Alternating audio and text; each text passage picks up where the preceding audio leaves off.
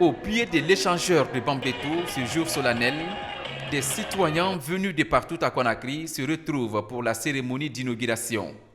Peu avant le traditionnel coupure des cordons inaugural, les responsables religieux procèdent à une lecture du Saint-Coran, un temps de prière destiné à placer cet ouvrage sous le signe de la bénédiction et de la protection divine.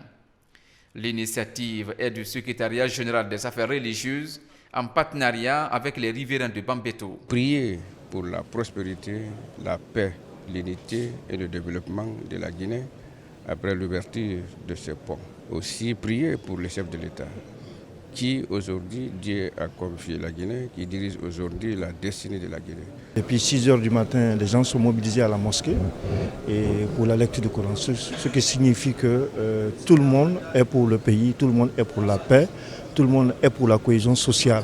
Et ça, c'est très significatif que les Guinéens se donnent la main au moment où on a besoin de tout le monde. La réalisation de ce gigantesque ouvrage routier ici à Bambeto va permettre de favoriser la fluidité de la circulation dans cette zone stratégique de la ville.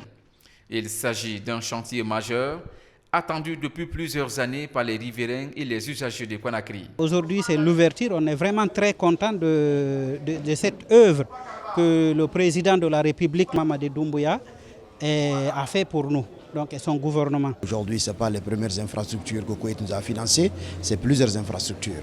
Et au-delà de ce pont, ils viennent aussi approuver un autre pont de l'Anco 5 et d'autres ponts qui vont venir plus tard. Une inauguration placée à la fois sous le signe du développement et de la spiritualité, symbole de l'équilibre que les autorités souhaitent instaurer entre modernité et tradition.